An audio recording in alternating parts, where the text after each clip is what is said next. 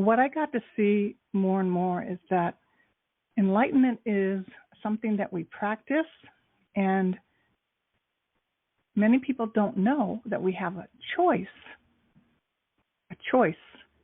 on how we want to feel in life.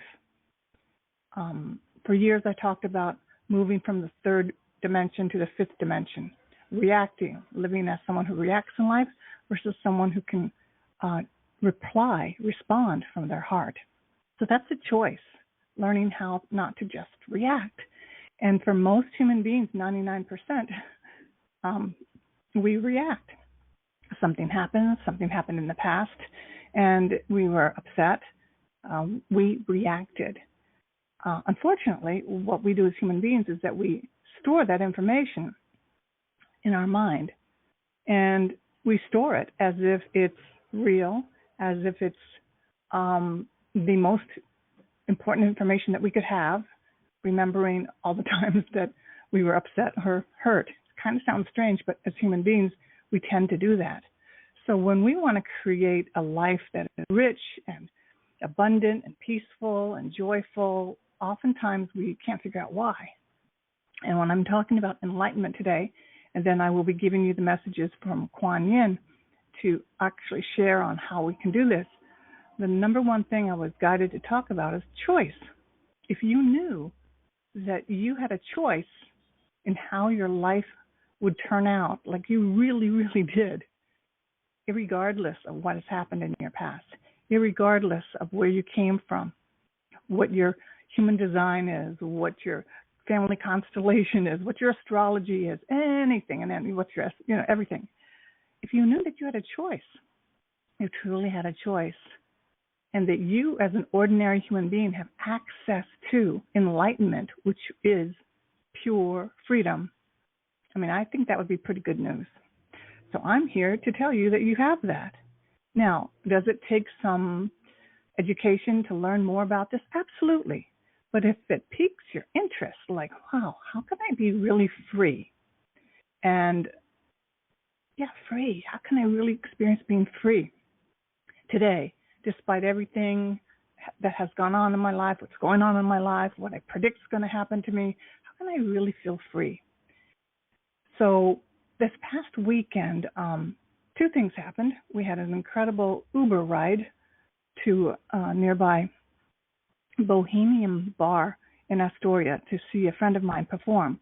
I worked with her on Gossip Girl about 12 years ago, and I hadn't seen her perform live, though during the pandemic she was doing live concerts on Facebook, right? So we finally get there, and I could see my friend Shannon Connolly perform. She used to have a band called Led Zeppelin, so they did all the Led Zeppelin covers, and she's so talented and so free, and it was really, really amazing. And I came away thinking, oh my gosh, I miss performing. And what I saw was that I hadn't been feeling really free since in a couple of years. And what had happened during the pandemic is that I was walking in the local park during the pandemic. I think it was like 2020, 2021, and 6 teenagers approached me on bicycles and threatened me. And they didn't hurt me, but I was really frightened. They said, no, leave her alone, and they rode their bikes off, and I walked home, and my heart was racing. And again, nothing happened, but that incident has been with me ever since. And I've done enough work, and I know enough techniques and everything, but for the life of me, I could not get rid of that experience. Basically, also, if I told anyone, they said, yes, absolutely, do not go walking in the park, carry some kind of, defense thing with you, but mostly make your life smaller, be careful, live in fear, and that. And that really affected me more deeply than I realized. It started affecting me at my work as an actor. It started affecting me everywhere. And I'm going to tell you, I didn't know how to shake it until today. And when I prepare readings for you, it also helps me. So what I got to see was that what happened was, these 6 teens on bicycles basically came up to me and said, let's get her. And then one of them said, not her. And then that was it. And what I made up about the experience was that life is too dangerous to really have fun. It's just too dangerous. Life is dangerous, basically.